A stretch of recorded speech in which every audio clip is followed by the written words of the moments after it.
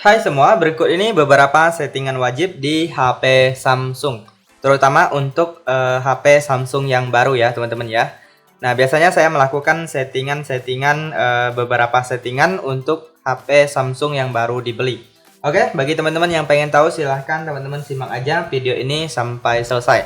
Nah, yang pertama yaitu saya setting di bagian pusat kontrol.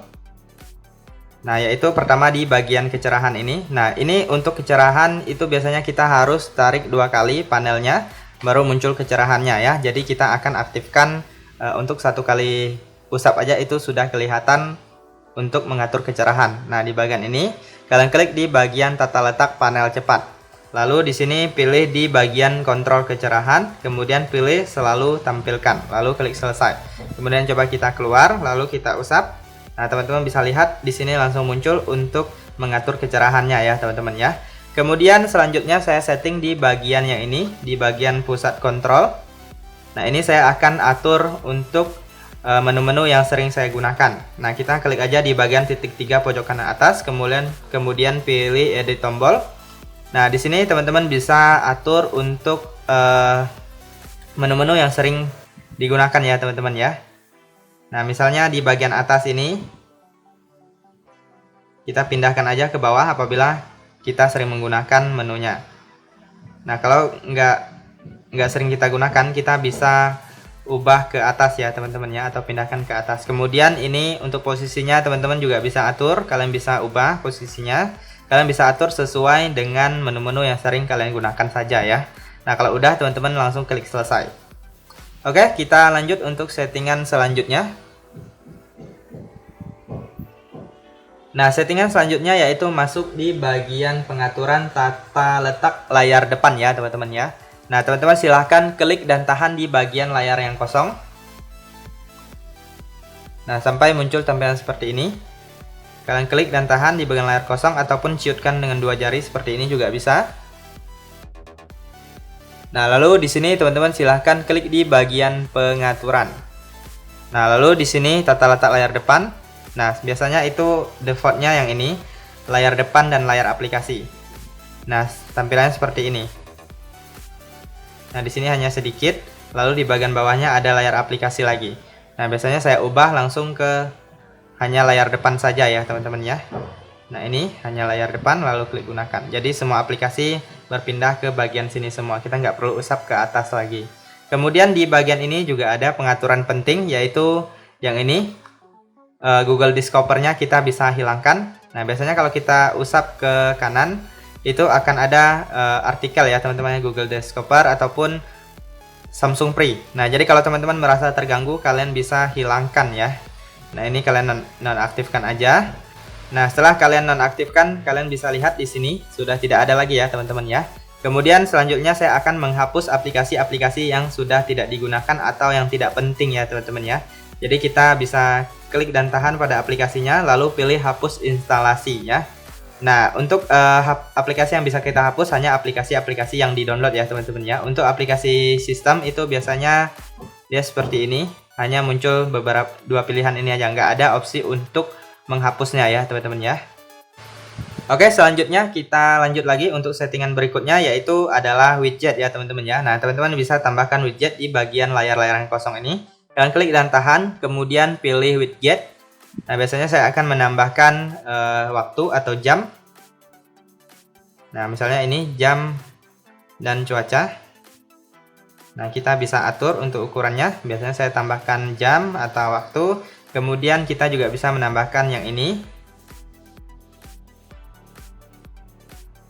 untuk perawatan perangkat ya teman-teman ya. Nah, di sini kalian bisa letakkan di bagian layar depan. Nah, kalian bisa langsung membersihkan sampah ataupun cache dari sini, atau menambah ruang penyimpanan di RAM HP kita ya teman-teman ya. Di sini kita juga bisa lihat RAM dan penyimpanan internalnya. Oke, kita lanjut untuk settingan selanjutnya. Nah, settingan selanjutnya adalah yang namanya ketuk 2 kali ya teman-teman ya. Kita bisa mengetuk 2 kali untuk menghidupkan layar ataupun mematikan layar. Nah, sekarang sudah nyala. Nah, sekarang dimatikan atau dikunci lagi ya layarnya ya. Nah, ini cukup penting ya teman-teman ya. Jadi kita nggak perlu menggunakan tombol power lagi untuk menyalakan HP kita ataupun untuk mengunci atau sleep ya teman-teman ya. Nah, di sini teman-teman silahkan masuk ke bagian pengaturan atau settingan. Kemudian teman-teman silahkan klik di bagian fitur lanjutan.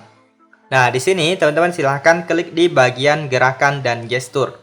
Lalu di sini teman-teman silahkan aktifkan yang ini, ketuk 2 kali untuk menghidupkan layar dan ketuk 2 kali untuk mematikan layar. Nah, jadi teman-teman tidak perlu repot-repot tekan tombol power lagi, cukup ketuk 2 kali. Kemudian ketuk lagi untuk menyalakan. Nah, seperti itu ya teman-teman ya, cukup berfungsi sekali dan wajib untuk teman-teman atur ya. Oke, kita lanjut untuk setting selanjutnya adalah tombol samping ya teman-teman ya. Nah, sini kita coba klik atau tekan tombol power. Nah, di sini muncul Bixby ya teman-teman ya. Nah, biasanya kalau muncul Bixby itu kita ubah terlebih dahulu ke pengaturan ya, agar tidak muncul Bixby. Biasanya itu kan munculnya untuk opsi mematikan atau merestart HP ya. Jadi di sini teman-teman masuk ke pengaturan, kemudian masuk ke fitur lanjutan, lalu pilih tombol samping. Kemudian yang ini kalian pilih menu matikan daya. Nah, sekarang sudah muncul untuk menu matikan dayanya ya teman-teman ya. Oke teman-teman, kita lanjut untuk settingan selanjutnya. Nah, biasanya saya langsung setting ke keyboard ya teman-teman ya. Kalian masuk ke manajemen umum di bagian pengaturan, lalu pilih pengaturan keyboard Samsung. Nah, di sini biasanya kalau kalian suka pakai teks prediktif, kalian bisa aktifkan. Cuman kelemahannya adalah kita tidak bisa menulis pesan-pesan singkat ya teman-teman ya, karena nanti dia akan memprediksi sendirinya. Nah, kemudian biasanya saya akan mengaktifkan ini toolbar keyboard. Lalu selanjutnya kita di sini masuk ke toolbarnya, teman-teman bisa lihat. Nah, di sini teman-teman bisa atur untuk menu-menu yang sering kalian gunakan. Caranya kalian klik aja titik 3 ini. Nah, kalian bisa tambahkan ke atas ataupun kalian bisa kurangi untuk menu-menu yang jarang kalian gunakan ya. Jadi ini mempermudah kita untuk menggunakan menu-menu yang sering kita gunakan di keyboard kita. Oke teman-teman, kita lanjut untuk ke settingan selanjutnya. Nah, biasanya saya akan mengaktifkan panel ads seperti ini. Nah, jadi kita bisa menambahkan aplikasi di sini ataupun alat-alat untuk membantu kita dalam mempermudah penggunaan smartphone kita. Nah, di sini agar lebih cepat teman-teman tidak perlu mencari aplikasi ya. Kalian langsung letakkan saja di panel ads, misalnya TikTok, YouTube, kemudian WhatsApp, Facebook, Instagram dan lainnya. Kalian bisa tambahkan aplikasi-aplikasi yang sering kalian gunakan di sini. Jadi kalian nggak perlu repot-repot cari lagi aplikasinya. Kemudian kalian juga bisa tambahkan alat di sini. Nah, di sini bisa mengambil screenshot ya teman-teman ya, tanpa harus menekan tombol. Nah, cara untuk mengaktifkannya cukup mudah. Teman-teman silahkan masuk ke pengaturan atau settingan. Kemudian teman-teman silahkan masuk ke bagian tampilan. Lalu di sini kalian gulir ke bawah. Kemudian teman-teman silahkan aktifkan yang ini, panel ads. Nah, kalian bisa masuk ke settingannya. Lalu di sini pilih panel. Nah, kalian bisa tambahkan menu-menu yang sering kalian gunakan atau yang kalian butuhkan ya. Saya biasanya menambahkan 2, tugas dan aplikasi. Nah, kemudian di bagian ini tadi kalian bisa edit aplikasinya. Kalian bisa tambahkan aplikasi-aplikasi yang sering kalian gunakan ya teman-teman ya. Nah, tinggal digeser-geser aja seperti ini. Nah, kalau mau dikurangi juga bisa. Nah, seperti itu. Kemudian di bagian ini juga ada settingan gagang. Nah, kalian bisa pelajari sendiri.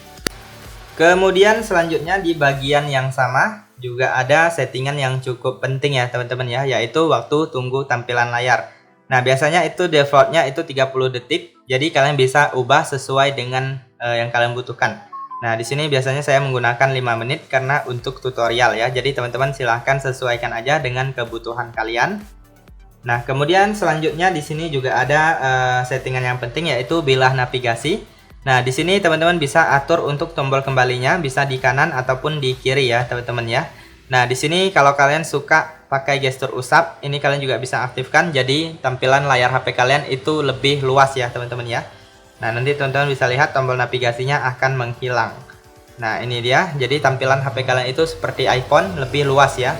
Kalian bisa aktifkan atau pilih gestur usap jika kalian suka ya.